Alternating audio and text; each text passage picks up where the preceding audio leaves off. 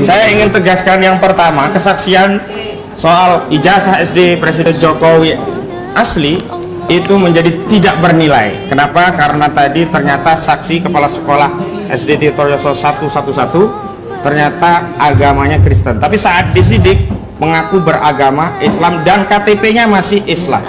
Makanya tadi kami protes, dia menyatakan untuk atas nama, bukan atas nama ya, sebagai umat Islam menyatakan ya tidak terima dengan Al-Quran dijadikan bahan mubahalah, padahal dia bukan umat Islam, kitab sucinya juga bukan Al-Quran. Maka tadi saya minta dia cabut, dan dia cabut dua hal. Tapi yang menarik, dia hanya mencabut keterangan terkait agama dan juga terkait Al-Quran, tapi tidak pernah mencabut identitas dia.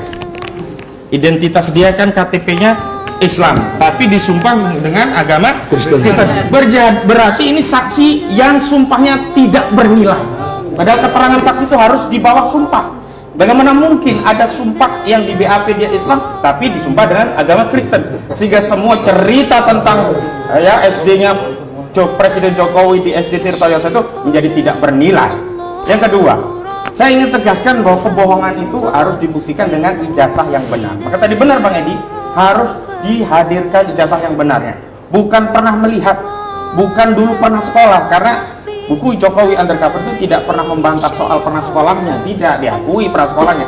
Yang dipersoalkan adalah palsunya ijazah baik SD, SMP, SMA dan juga S1 UGM. Kalau S1 UGM dinyatakan oleh beliau memang tidak pernah kuliah gitu. Kalau SD-nya diakui, SMP-nya diakui, tapi ijazahnya yang palsu. Tidak tahu apakah ini tanda atau bukti mubahalah sedang berjalan atau berlangsung. Ada salah satu saksi ya, temannya Presiden Jokowi saat SD, sedianya dia mau dihadirkan tapi tidak jadi dihadirkan karena kena serangan jantung. Kita doakan ya, kita doakan beliau biar cepat sehat dan bisa menghadirkan ya, menghadiri persidangan untuk memberi keterangan yang sebenar-benarnya.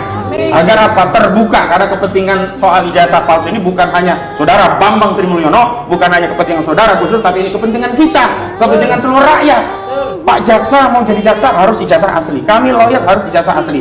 Panjenengan mau ngelamar ya jadi pegawai di perusahaan saja harus pakai ijazah yang asli. Ini presiden, ini legacy yang nggak mungkin kita wariskan kepada anak cucu kita. Malu legacy kita sebagai bangsa kalau sampai punya ijazah palsu terbukti itu dimiliki oleh presidennya. Ini malu.